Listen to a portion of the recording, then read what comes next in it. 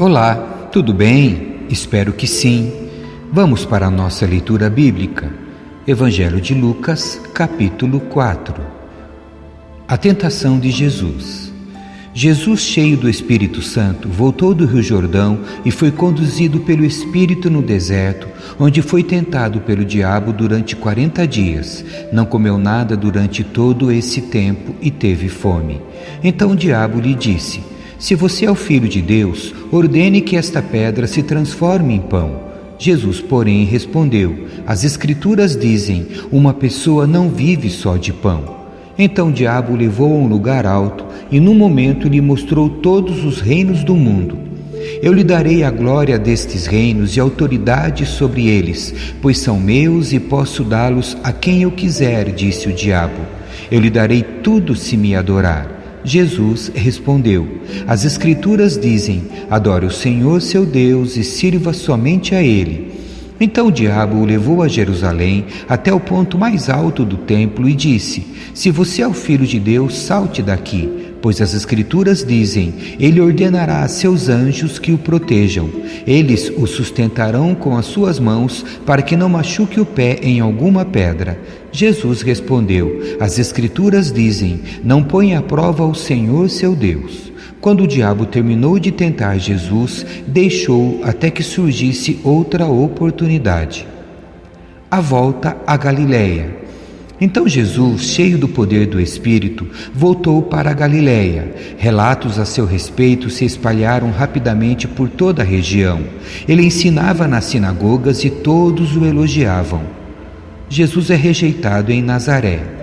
Quando Jesus chegou a Nazaré, cidade de sua infância, foi à sinagoga no sábado, como de costume, e se levantou para ler as Escrituras. Entregaram-lhe o livro do profeta Isaías, e ele o abriu e encontrou o lugar onde estava escrito: o Espírito do Senhor está sobre mim, pois Ele me ungiu para trazer as boas novas aos pobres. Ele me enviou para anunciar que os cativos serão soltos, os cegos verão, os oprimidos serão libertos, e que é chegado o tempo do favor do Senhor. Jesus fechou o livro, devolveu ao assistente e sentou-se.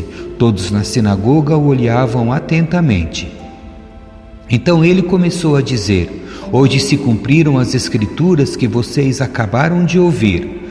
Todos falavam bem dele e estavam admirados com as palavras de graça que saíam de seus lábios. Contudo perguntavam: não é esse o filho de José?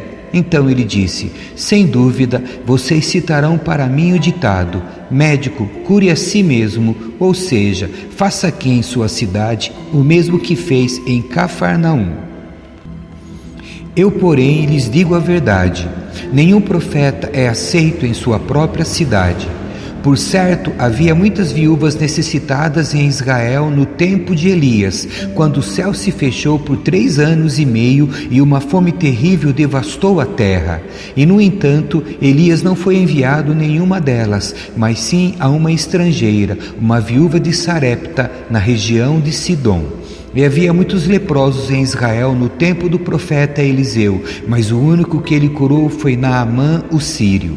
Quando ouviram isso, aqueles que estavam na sinagoga ficaram furiosos. Levantaram-se, expulsaram Jesus da cidade e o arrastaram até a beira do monte sobre o qual a cidade tinha sido construída. Pretendiam empurrá-lo precipício abaixo, mas ele passou por entre a multidão e seguiu seu caminho. Jesus expulsa um espírito impuro. Então Jesus foi a Cafarnaum, uma cidade na Galileia, onde ensinava na sinagoga aos sábados. Ali também o povo ficou admirado com seu ensino, pois ele falava com autoridade. Certa ocasião, estando ele na sinagoga, um homem possuído por um demônio, um espírito impuro, gritou: por que vem nos importunar, Jesus de Nazaré? Veio para nos destruir. Sei quem é você, o Santo de Deus. Jesus o repreendeu, dizendo: cale-se, saia deste homem. Então o espírito jogou o homem no chão à vista da multidão e saiu dele sem machucá-lo. Admirado, o povo exclamava: que autoridade e poder ele tem! Até os espíritos impuros lhe obedecem e saem quando ele ordena. E as notícias a respeito de Jesus se espalharam pelos povoados de toda a região. Jesus cura muitas pessoas. Depois de sair da sinagoga naquele dia, Jesus foi à casa de Simão, onde encontrou a sogra dele muito doente com febre alta. Quando os presentes suplicaram por ela, Jesus se pôs ao lado da cama e repreendeu a febre que a deixou. Ela se levantou de imediato e passou a servi-los. Quando o sol se pôs, as pessoas trouxeram seus familiares enfermos até ele. Qualquer que fosse a doença, ao pôr as mãos sobre eles, Jesus curava a todos. Muitos estavam possuídos por demônios que saíam gritando: "Você é o Filho de Deus." Jesus, no entanto, os repreendia e não permitia que falassem, pois sabiam que ele era o Cristo. Jesus continua a pregar na Galileia. Logo cedo na manhã seguinte, Jesus retirou-se para um lugar isolado. As multidões o procuravam por toda parte e, quando finalmente o encontraram, suplicaram que não as deixasse. Ele, porém, disse: "Preciso anunciar as boas novas do reino de Deus também em outras cidades, pois para isso fui enviado." E continuou a anunciar sua mensagem nas sinagogas da Judéia. Capítulo 5. Os primeiros discípulos. Estando Jesus à beira do lago de Genezaré, grandes multidões se apertavam em volta dele para ouvir a palavra de Deus. Ele notou que, junto à praia, havia 2 barcos vazios, deixados por pescadores que lavavam suas redes. Entrou num dos barcos e pediu a Simão, seu dono, que o afastasse um pouco da praia. Então sentou-se no barco e dali ensinou as multidões. Quando terminou de falar, disse a Simão: "Agora vá para onde é mais fundo e lancem as redes para pescar." Simão respondeu: "Mestre, trabalhamos duro a noite toda e não pegamos nada, mas por ser o Senhor quem nos pede, vou lançar as redes novamente." Dessa vez, as redes ficaram tão cheias de peixes que começaram a se rasgar. Então pediram ajuda aos companheiros do outro barco e logo os 2 barcos estavam tão cheios de peixes que quase afundaram. Quando Simão Pedro se deu conta do que havia acontecido, caiu de joelhos diante de Jesus e disse: "Por favor, Senhor, afaste-se de mim, porque sou homem pecador."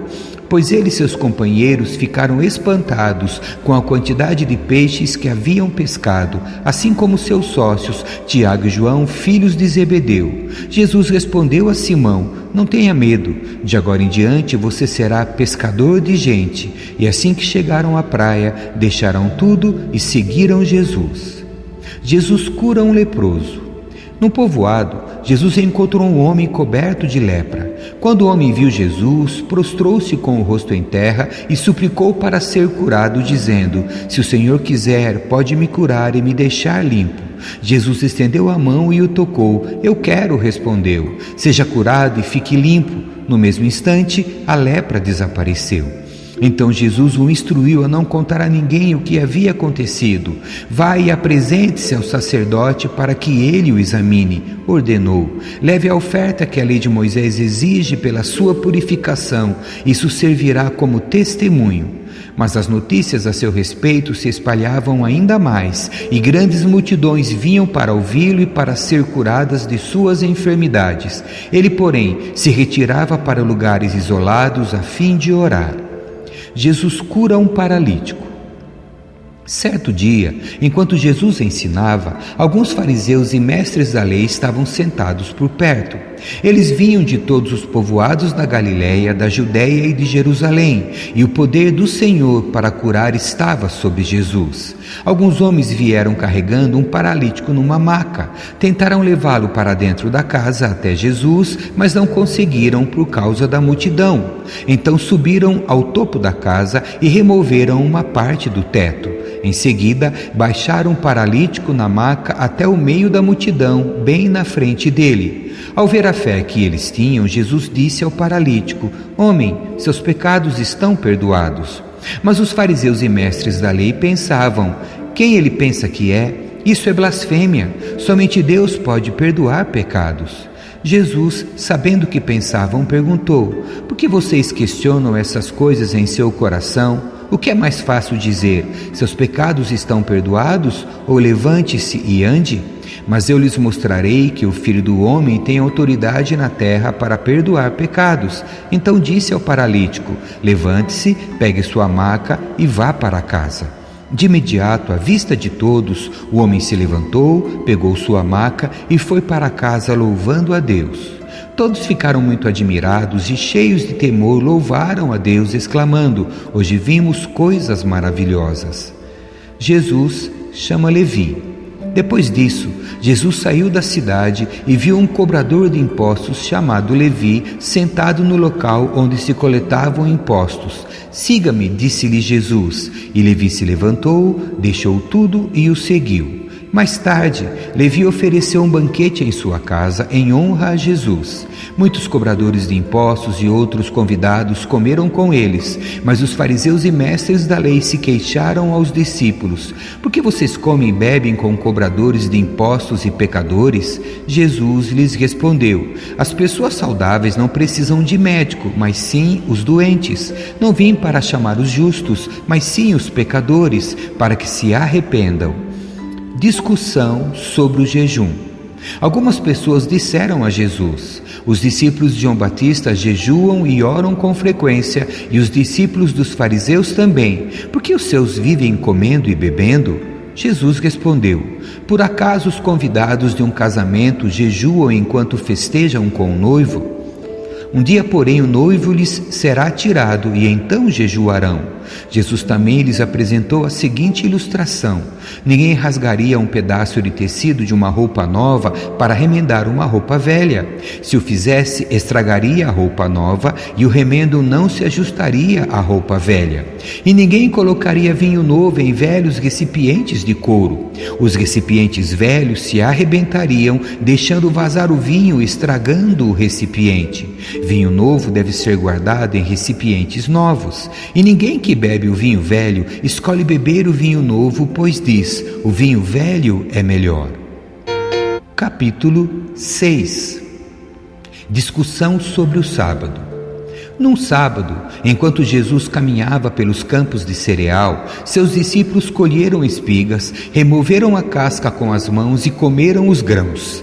Alguns fariseus lhes disseram: por que vocês desobedecem à lei, colhendo cereal no sábado? Jesus respondeu: vocês não leram nas Escrituras o que fez Davi quando ele e seus companheiros tiveram fome? Ele entrou na casa de Deus, comeu os pães sagrados que só os sacerdotes tinham permissão de comer e os deu também aos seus companheiros. E acrescentou: o Filho do Homem é Senhor até mesmo do sábado. Jesus cura no sábado. Em outro sábado, enquanto Jesus ensinava na sinagoga, estava ali um homem cuja mão direita era deformada. Os mestres da lei e os fariseus observavam Jesus atentamente. Se ele curasse aquele homem, eles o acusariam, pois era sábado. Jesus, porém, sabia o que planejavam e disse ao homem com a mão deformada: venha e fique aqui diante de todos. E o homem foi à frente. Então Jesus lhes disse: tenho uma pergunta para vocês. O que a lei permite fazer no sábado, o bem ou o mal? Salvar uma vida ou destruí-la? Depois, olhando para cada um ao redor, disse ao homem: estende a mão. O homem estendeu a mão e ela foi restaurada. Com isso, os inimigos de Jesus ficaram furiosos e começaram a discutir o que fazer contra ele. Jesus escolhe os 12 apóstolos. Certo dia, pouco depois, Jesus subiu a um monte para orar e passou a noite orando a Deus. Quando amanheceu, reuniu seus discípulos e escolheu 12 para serem apóstolos. Estes são seus nomes: Simão, a quem ele chamou Pedro; André, irmão de Pedro; Tiago, João, Filipe, Bartolomeu, Mateus, Tomé, Tiago, filho de Alfeu, Simão, apelidado de Zelote, Judas, filho de Tiago, Judas Iscariotes, que se tornou o traidor. Multidões seguem Jesus. Quando Jesus e os discípulos desceram do monte, pararam numa região plana e ampla. Havia ali muitos de seus seguidores e uma grande multidão vinda de todas as partes da Judéia, de Jerusalém e de lugares distantes ao norte, como o litoral de Tiro e Sidom. Tinham vindo para ouvi-lo e para ser curados de suas enfermidades, e os que eram atormentados por espíritos impuros eram curados. Todos procuravam tocar em Jesus, pois dele saía poder, e ele curava a todos. bênçãos e condenações. Então Jesus se voltou para seus discípulos e disse: Felizes são vocês pobres, pois o reino de Deus lhes pertence. Felizes são vocês que agora estão famintos, pois serão saciados. Felizes são vocês que agora choram, pois no devido tempo rirão. Felizes são vocês quando os odiarem e os excluírem, quando zombarem de vocês e os caluniarem como se fossem maus, porque seguem o Filho do Homem. Quando isso acontecer, alegrem-se e exultem, porque uma grande recompensa os espera no céu.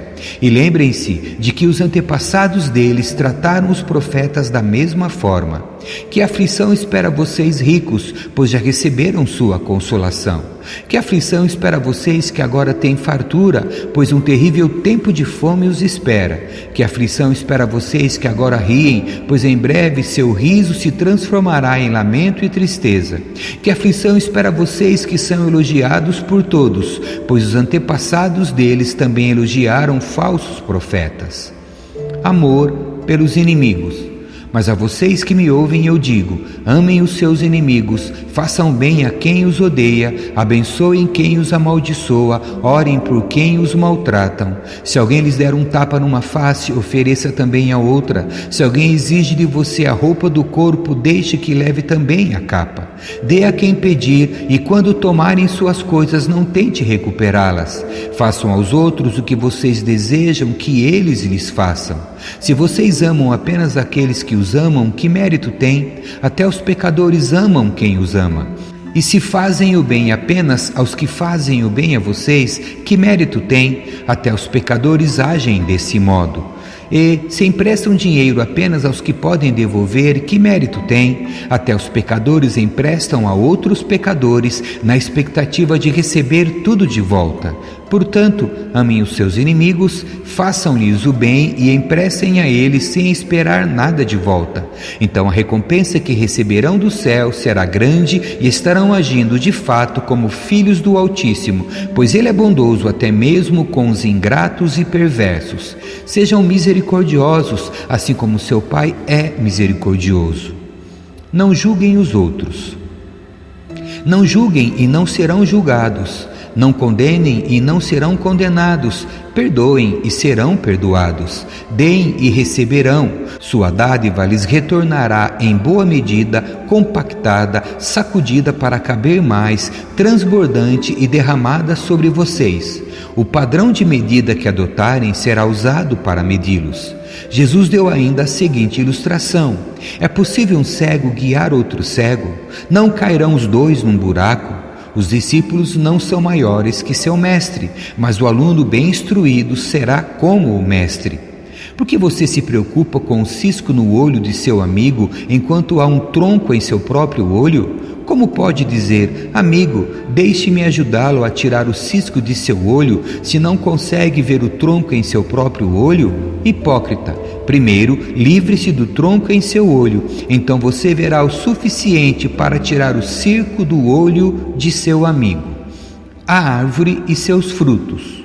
Uma árvore boa não produz frutos ruins, e uma árvore ruim não produz frutos bons. Uma árvore é identificada por seus frutos. Ninguém colhe figo de espinheiros, nem uvas de arbustos espinhosos. A pessoa boa tira coisas boas do tesouro de um coração bom, e a pessoa má tira coisas más do tesouro de um coração mau, pois a boca fala do que o coração está cheio. Construir sobre um alicerce firme. Por que vocês me chamam Senhor, Senhor, se não fazem o que eu digo? Eu lhes mostrarei como é aquele que vem a mim, ouve as minhas palavras e as pratica. Ele é como a pessoa que está construindo uma casa e que cava fundo e coloca os alicerces em rocha firme. Quando a água das enchentes sobe e bate contra essa casa, ela permanece firme, pois foi bem construída. Mas quem ouve e não obedece é como a pessoa que constrói uma casa sobre o chão sem alicerces. Quando a água bate nessa casa, ela cairá, deixando uma pilha de ruínas. Amém. Que Deus abençoe a sua leitura. Tchau.